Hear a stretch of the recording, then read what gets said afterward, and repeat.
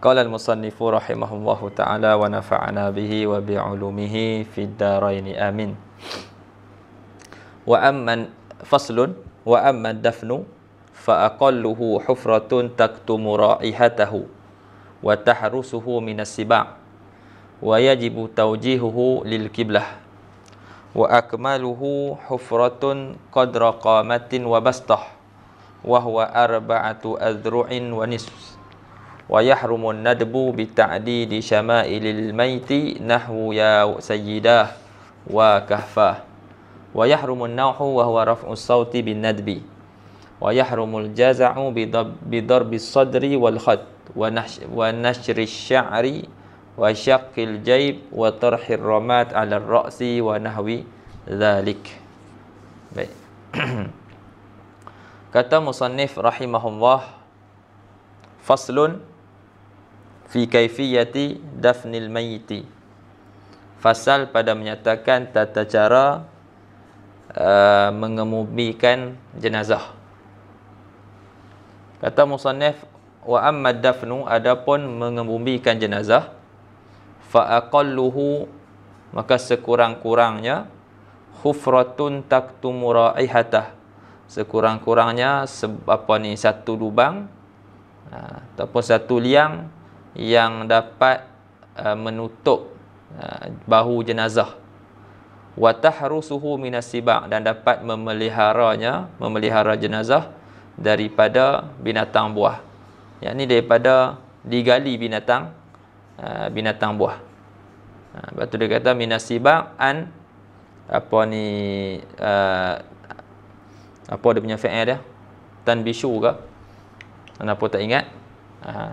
Jadi cuba tengok balik surah dia, tan bushuhu ke tan nak cari Sat. Tak teringat pula fi'il dia.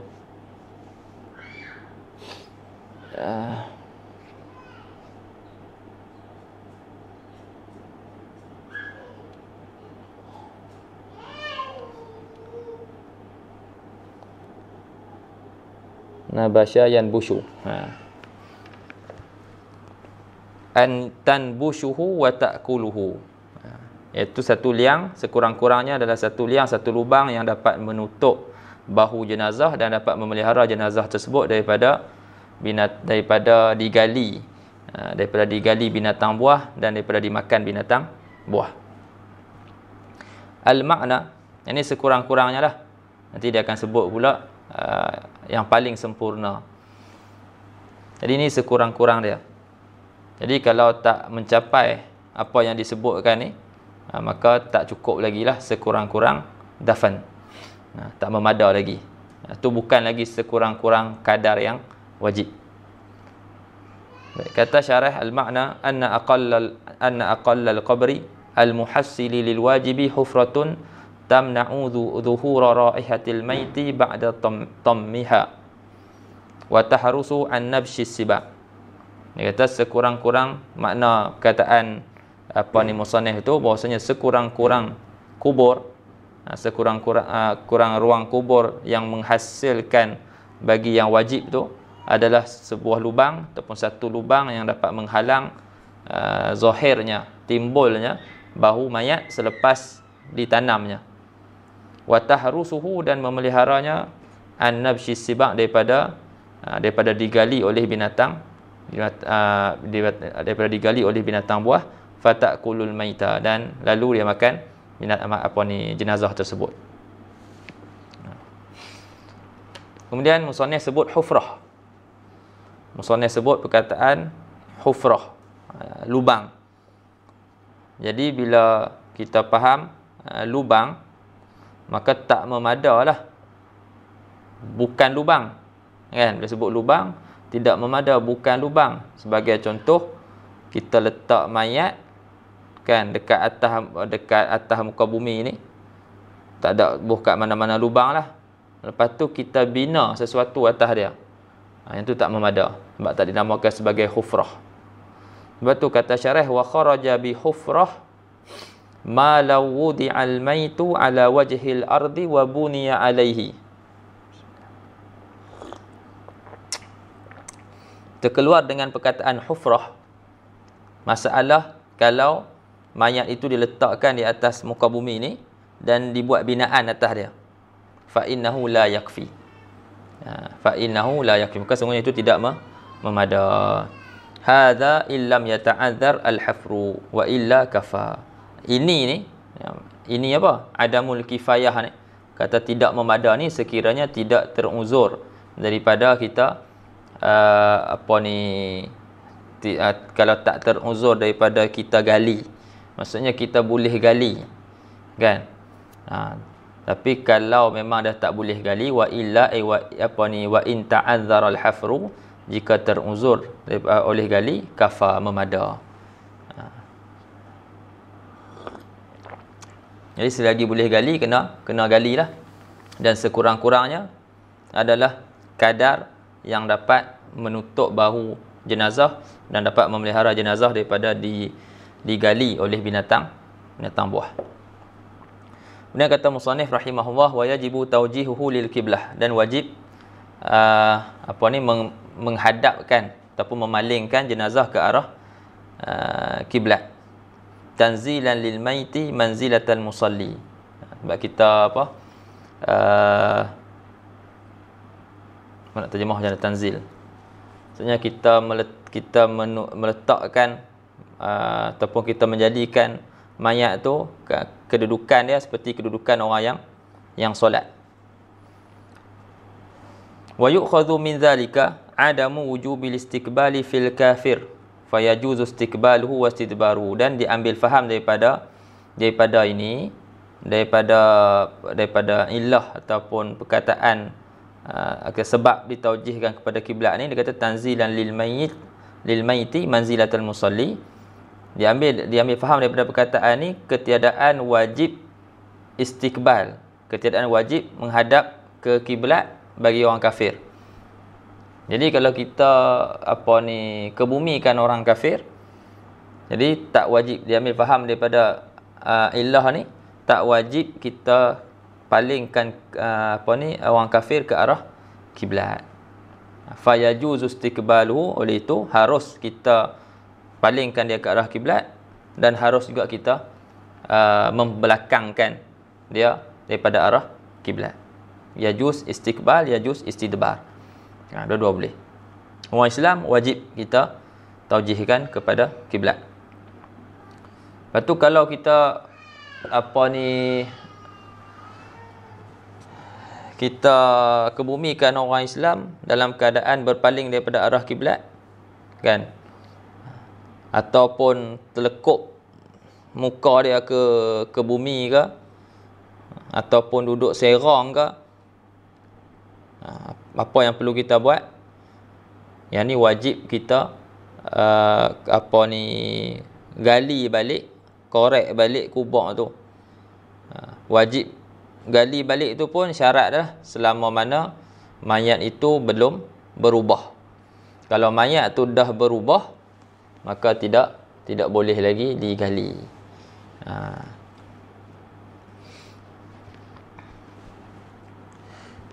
Falau dufina ni disebut.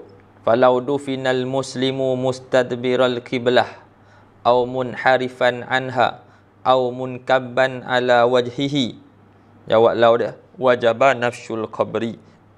Kalau dikebumikan mayat orang Islam dalam keadaan membelakangi kiblat, ataupun dia serong daripada kiblat, ataupun dia munkab, nak cakap apa munkab ni bahasa Melayu dia, muka dia ke bawah lah, kan, munkabban ala wajhihi. Jadi muka dia ke bawah, tak kira lah muka dia ke bawah ke, dia tertiarap macam tu ke, ataupun muka ke bawah kaki ke atas ke, semua ni wajaba nabshul qabri, wajib digali semula lah, wajib digali kubur tu untuk kita palingkan mayat tu ke arah kiblat.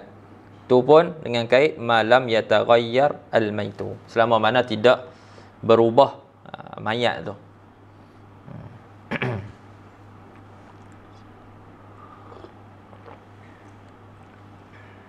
Baru lagi, kan.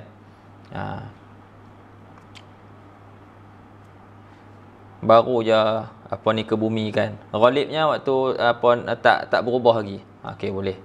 Tapi kalau dah seminggu dah, yang mana seminggu tu waktu tu dah orang kata dah berubah, maka tak di apa? Tidak digali semula lah. Biar macam tu lah.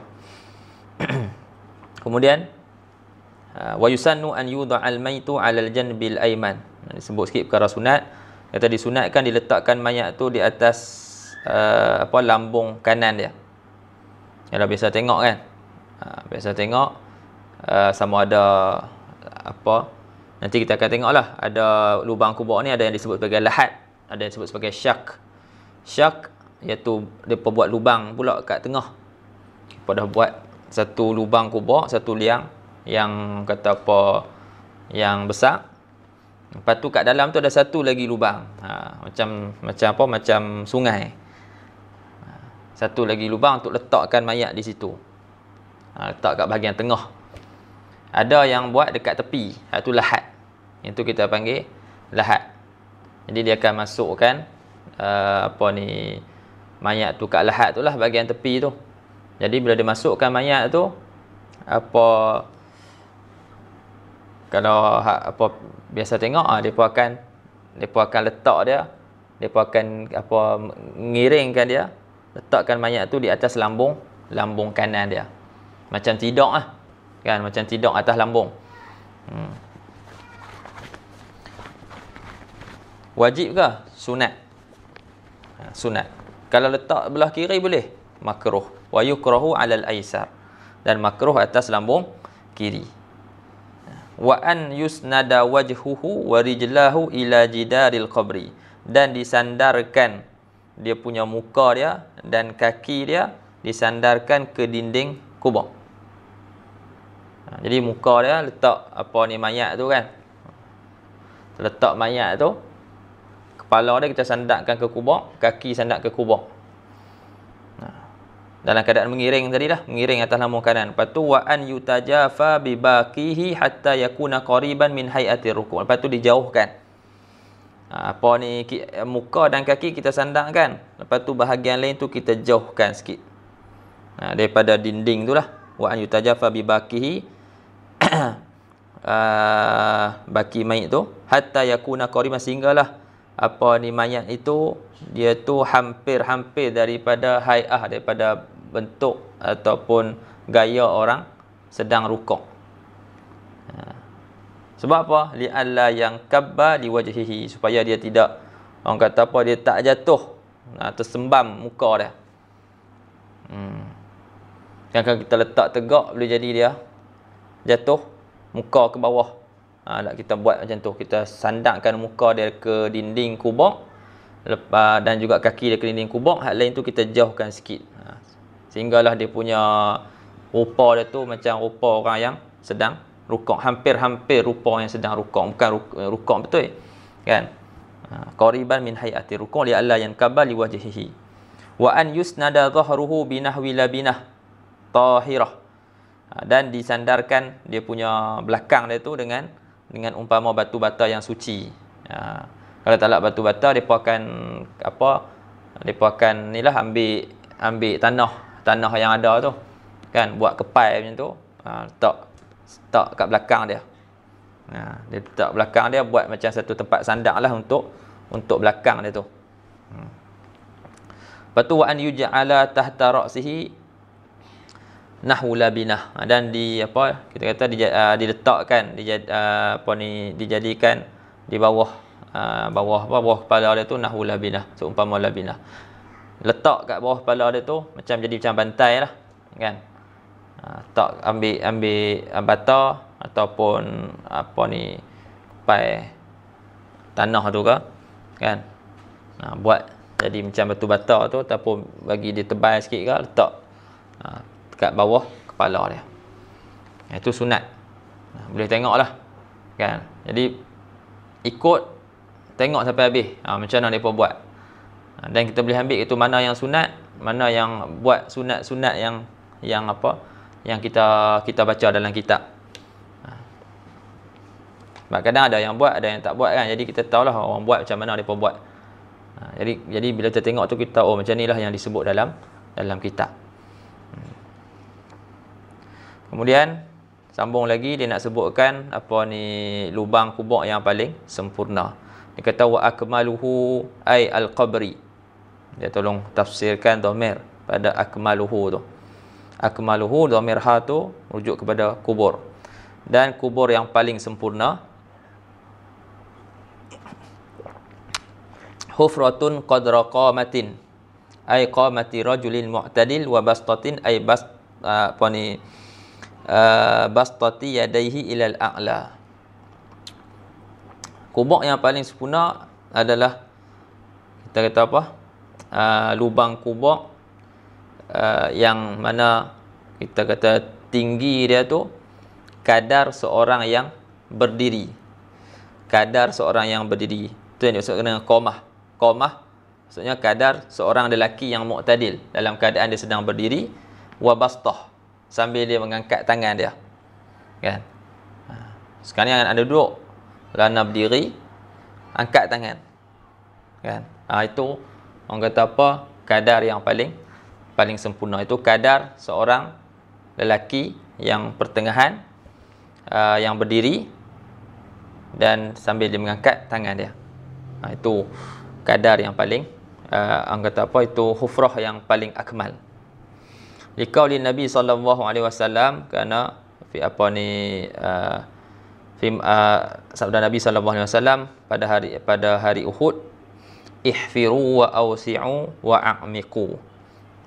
Nabi perintahkan untuk gali lubang, lepas tu Nabi perintahkan untuk luaskan, dan Nabi perintahkan untuk perdalamkan.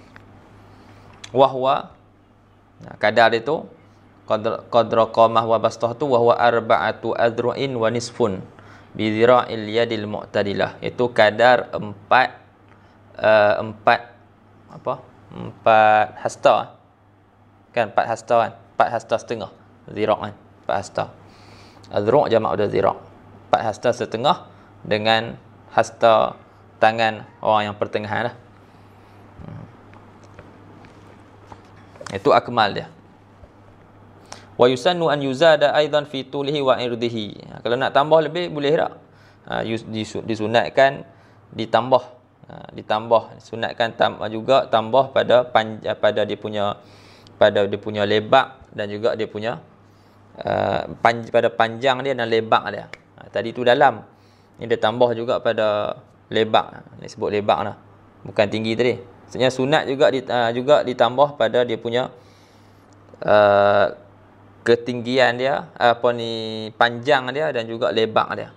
Qadra ma yasa'u ma yunziluhu al-qabra wa man yu'inuhu. Maksudnya sunat juga ditambah pada panjang kubur dan juga lebak kubur tu kadar yang telus, kadar yang cukup untuk orang yang menurunkan si mayat tu ke dalam kubur, dan juga kadar yang cukup untuk orang masuk ke dalam tu yang nak cakap macam mana, cukup kadar yang cukup untuk orang yang bawa dia turun tu, kadar yang cukup untuk orang yang bawa dia turun tu masuk. Begitu juga cukup untuk orang-orang lain yang tolong, yang bantu. Jadi bukanlah kita letak kubur tu cukup-cukup untuk mayat tu je, kan? Jadi kita lebihkan dia punya, tadi kita bincang dia punya kedalaman. Yang ni dia sebut dia punya panjang dan juga lebak. Jadi lebak dia pun sunat juga kita perluaskan, panjang dia pun sunat juga kita perluaskan, kadar yang cukup untuk orang lain masuk untuk turunkan si mayat.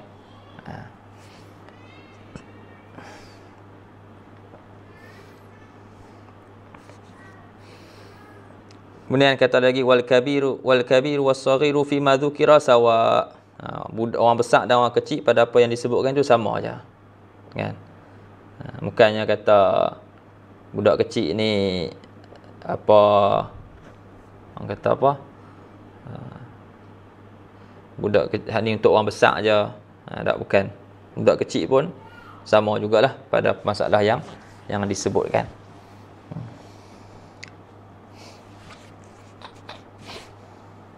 Bab masalah aqal, bab masalah wajib taujih kiblah, patut akmal. Wa yusannu dafnu fil lahdi, dan disunatkan mengebumikan jenazah tu di dalam lahat. Ni hak nak sebut tadi ni. Kan dia ada dua, satu disebut sebagai lahat, satu disebut sebagai syak. Disunatkan mengebumikan di dalam lahat. Apa dia lahat? Wa huwa ma yuhfaru fi asfal janibil qabri min jihatil qiblah. Iaitu kita kata ruang ataupun liang yang digali, yang dikorek pada di sebelah bawah tepi kubur, daripada arah kiblat. Jadi dia dah korek dah kubur tu kan. Lepas tu bahagian tepi tu belah bawah tu mereka akan buat satu lagi liang ataupun ruang untuk diletakkan mayat kat situ. Itu panggil lahat. Dan lahat ni dia lebih afdal daripada syak. Wa huwa afdal minasyak. Dia lebih afdal daripada syak. Syak apa dia? Syak apa yang digali ataupun dikorek di tengah-tengah kubur. Kan? Biasanya kat Malaysia yang selalu anda jumpa syak lah. Kan, sebab tanah lembut. Sebab kata lahat tu afdal kalau tanah tu kerah. Lepas tu kalau kita sambung perkataan syarah ni, dia kata apa? Wa huwa al-lahdu tu afdal minasyaki, lebih afdal daripada syak, in salubatil ardu, sekiranya tanah bumi tu kerah. Tanah tu kerah.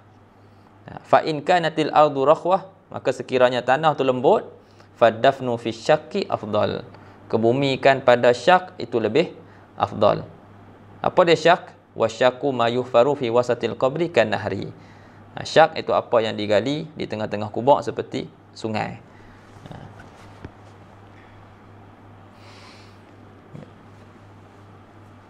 Habis kaitan dengan dafan.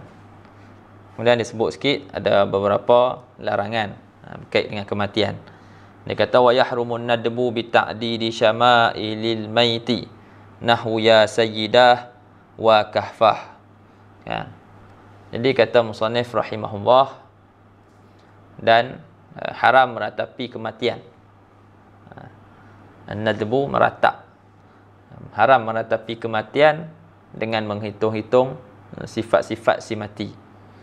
Seumpama dia cakap wa sayyidah wa kahfah, wahai tuanku, wahai tempat aku berteduh. Liqauli Nabi sallallahu alaihi wasallam, kerana sabda Nabi sallallahu alaihi wasallam, ma min maitin yamutu fayaqumu baqihi fayaqul wa jabalah wa sayyidah aw nahwa dhalik illa wukila bihi malakan yalhazanihi ahakadha kunta. Kata tiadalah daripada seorang yang mati lalu orang yang menangisinya bangun lalu berkata macam inilah, wa jabalah, lalu berkata yang ni meratap sambil bercakap benda-benda ni, wa jabalah wa sayyidah, wahai tempat aku berteduh, kan, wahai tuan aku, ataupun seumpamanya lah. Tidaklah orang yang mati dan orang yang menangisinya buat macam ni kecuali akan diwakilkan dua malaikat yang akan kita kata yang akan herdik dia, tolak dia, kan, dan kata kat dia hakadha kunta, kan, macam istingkar, macam ingkarkan, macam ni kau kamu, hakadha kunta.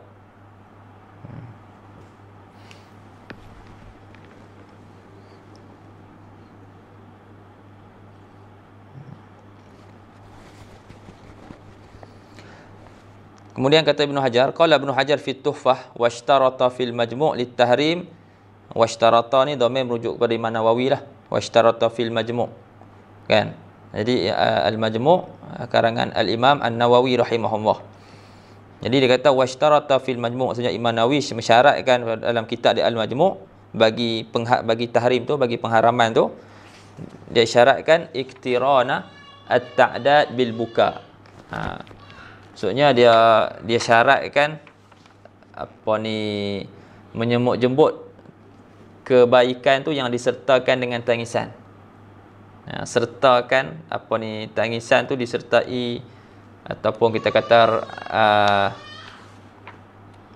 iktirana at-ta'dad, maksudnya menyebut-jebut kebaikan, maksudnya ratapan-ratapan tadi itu yang disertakan dengan tangisan. Kata Ibn Hajar dalam Tuhfah, dia kata Imam Nawawi syaratkan macam tu. Haram tu iaitu menyebut-jebut kebaikan yang disertakan dengan tangisan. Washtarata ghairuhu iktiranahu binahwi wa kadza. Dan selain daripada Imam Nawawi, dia syaratkan apa ni, ratapan tersebut disertakan dengan perkataan wa tu. Wa betul apa dia? Wa illa dakhala al-madih wal mu'arrikh. Ini anda tak faham. Kalau siapa faham boleh habaqlah, kan? Anda tak nampak lagi maksud dia. Wa illa dakhala al-madih wal mu'arrikh.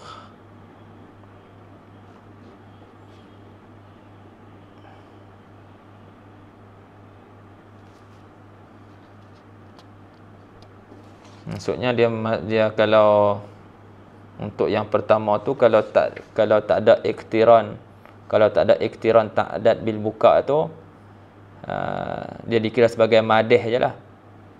Yang tu yang nak nampak lah. Lepas tu kalau untuk masalah yang kedua, washtarata ghairu iktiranahu binahwi wa kadza, maksudnya kalaulah tak disertai ratapan tersebut dengan wa kadza, sekadar menyebutkan dia punya cerita-cerita dulu, kan? Cerita-cerita dulu, apa yang dia buat, dia jadi pelindung lah, apalah semualah, dia jadi tuan dia. Yang orang tu sekadar disebut sebagai mu'arrikh je lah. Itu yang anda nampak lah, wallahu a'lam. Kau hampa nampak apa kan? Wa illa dakhala al-madih wal mu'arrikh. Itu yang duk nampak-nampak macam tu, tapi tak apa jelas agak.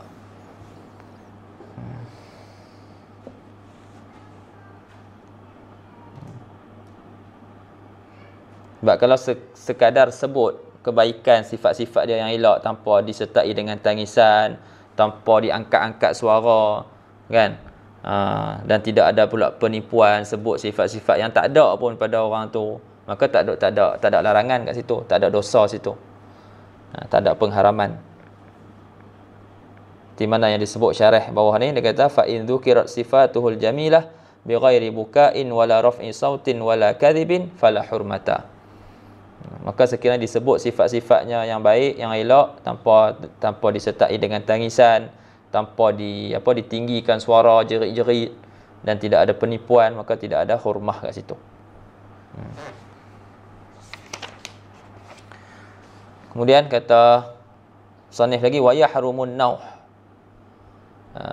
Nauh ni boleh kita terjemahkan dengan meraung lah, sebab dia tafsirkan wahwa raf'us saut bin nadbi, iaitu mengangkat ataupun meninggikan suara dengan ratapan. Meraung walau min ghairi buka. Jadi haram meraung tu walaupun tanpa disertai dengan tangisan. Meraung ya, tak nangis pun, kan? Macam kat Sudan kan, apa biasa tengok dia jerit pukul 3 pagi, 4 pagi. Kadang sebelum tu nak main tu elok ya, macam sebelah rumah tu kan, kat jalan elok lah, tengah duduk jalan sembang, kadang gelak ketawa. Tapi elok sampai masuk rumah orang mati tu lah, cerit macam apa lagi, kan? Macam dah apa ni, macam kita air pelik asatnya berubah. Kot lah macam nak orang, kalau dia betul-betul sedih ni dalam perjalanan tu, dah ada dah, dia punya hati dia pun dah lain dah, kan? Sedih, terkesan dengan kematian orang tu. Ni tak boleh bergelak ketawa ke apa semua kan. Tiba-tiba sampai depan pintu tu, dia jerit macam orang gila. Jadi wa yahrumun nauh, haram. Haram walau min ghairi buka wa huwa raf'u saut bin nadbi, iaitu mengangkat atau meninggikan suara dengan ratapan. Wa yahrumul jaza'u bi dhabi sadri, dan haram juga kita kata apa ni, jazak ni. Jazak ni macam mengeluh lah.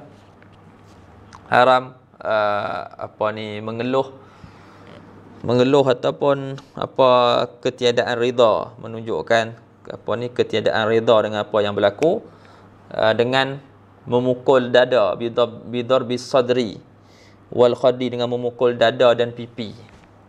Ini sebut pipi, dada ni itu sebab adat jahiliah dulu macam itulah. Jadi taklah terkait hukum tu dengan pukul muka dan dada. Kalau pukul benda lain sekalipun samalah, kan? Haramlah juga. Wa yahrumu al-jaza'u bi dhabi sadri wal khadi wa nashri sya'ri aw sya'ri. Dan orang kata apa, mencari apa, menarik-narik rambut, wa syaqil jaib, dan mencari-cari leher baju. Ni nak lubang kat baju ni kan. Kan ni panggil jaib. Leher baju ni panggil jaib. Duk cari-cari kan dia. Itu adat depa dulu lah.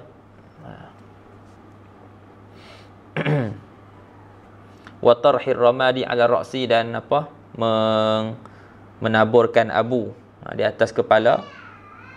Wa nahwi dzalika, dan perkara-perkara lain yang seumpamanya lah.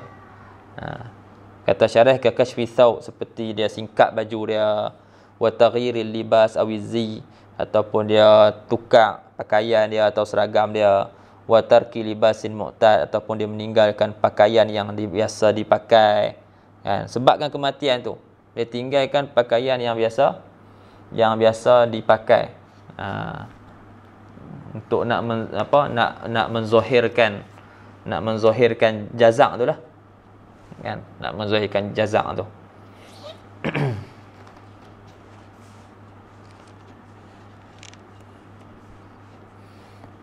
Adapun kalau dia tinggalkan pakaian yang dia duk pakai tu bukan sebab jazak tu, bukan sebab tapi sebab yang lain, tak ada kena-mengena, tak ada masalah apa, kan?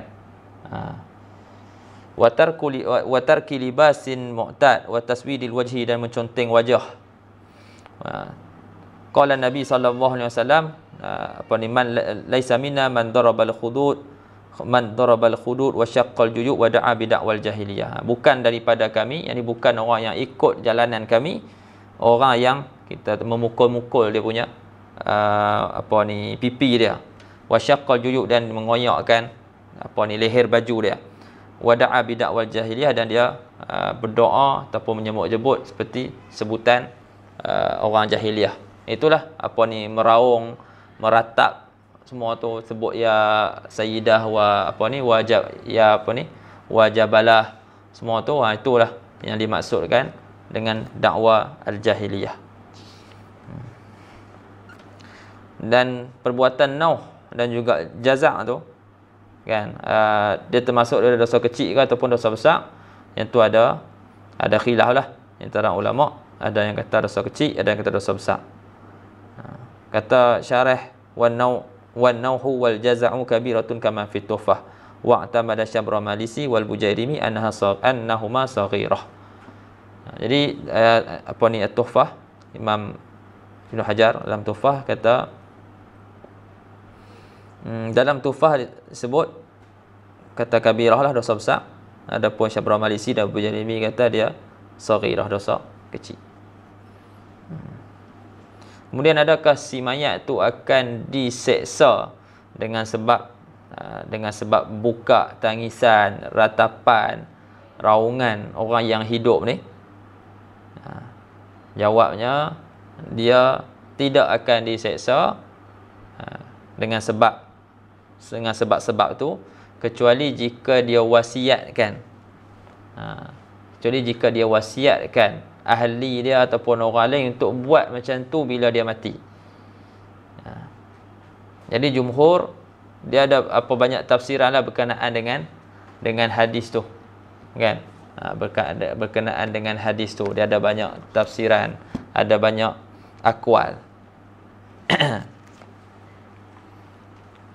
Salah satunya akwal, salah satu kaul daripada akwal tu, iaitu si mati akan diseksa, sekiranya dia wasiatkan. Tapi kalau dia tak wasiatkan, tak ada apa-apa lah, kan. Tu sebab nak himpunkan lah. Sebab kalau tengok zahir hadis, kan, lagi kita tengok zahir hadis, dia diseksa.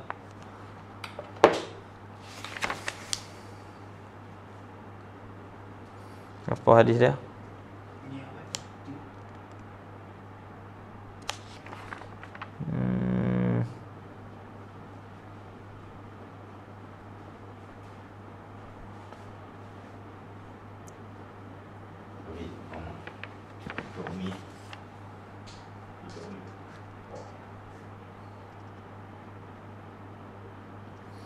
Apa dia lafaz hadis dia? Siapa ingat?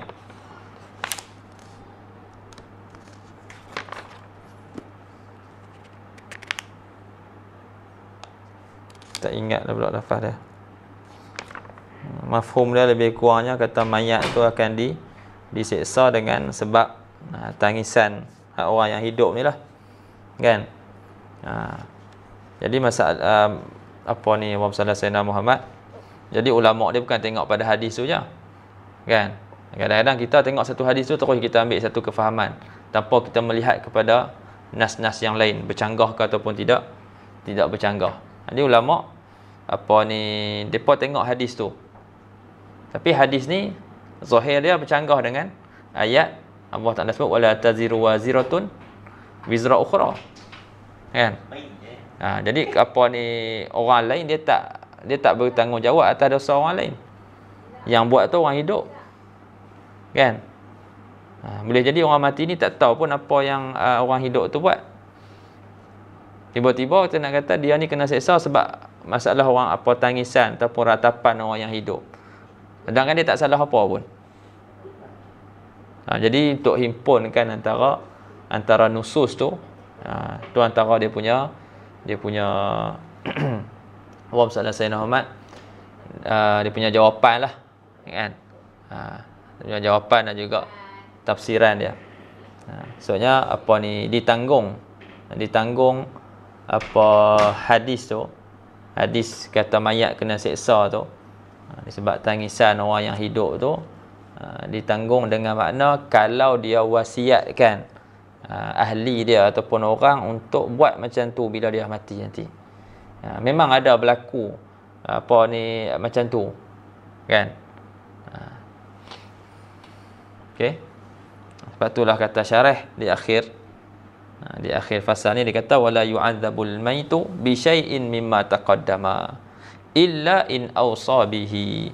Jadi si mayat tidak diazab dengan sebab sesuatu daripada apa yang telah disebutkan ni. Jazak apa semua ni dia tak diazab dengan sebab tu, illa in awsa bihi, kecuali in awsa bihi ay bi syai'in mimma taqaddama, kecuali jika dia wasiatkan dengan apa, dengan sesuatu yang telah disebutkan tadi. Yang tu dia akan diazab. Wallahu taala a'lam. Habis bab solat. Nanti kita akan masuk pula bab zakah.